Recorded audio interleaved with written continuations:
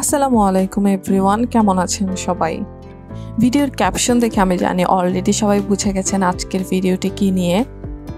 শ্বশুর শাশুড়ির অ্যানিভার্সারি উপলক্ষে চলে গিয়েছিলাম বুফে খেতে। ভাবলাম যাচ্ছি যখন একটি রিভিউ না দিলে কি হয়। আর আমরা আজকে চলে এসেছি হোয়াইট হল বাফেটে লাঞ্চ করতে। তো ওভারঅল ওদের ডেকোরেশন তো খুবই ভালো ছিল। আর এইখানে ফার্স্টেই আমি দেখিয়ে দিচ্ছি ডেজার্ট সেকশন।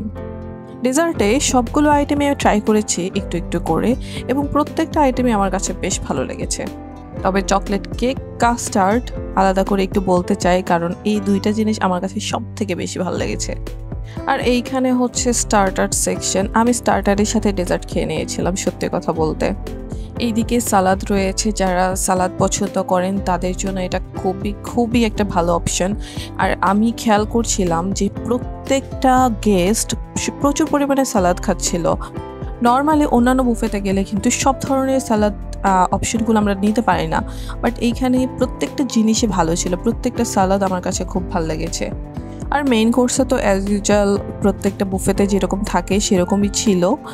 তবে ওদের ফ্রাইড রাইস আর চিকেন ফ্রাইয়ের কথা স্পেশালি আলাদা করে বলবো। চিকেন ফ্রাই তো আমি মনে হয় বেশ অনেক দিন এরকম চিকেন ফ্রাই সত্যি কোথাও খাই নাই। আচারি খিচুড়ির সাথে গরুর মাংস ছিল, প্লেন পোলাও, তারপরে স্টিম রাইস, কাচ্চি, এই সব কিছুই অপশনের মধ্যে ছিল। যদিও আমি কাচ্চি আর প্লেন পোলাওটা খাইনি। আর এই তো পাস্তা, 3 রকমের পাস্তা ছিল। আর আমি এখান থেকে মেইন কোর্সের জন্য এইগুলো জিনিস নিয়ে এসেছিলাম ফার্স্টে।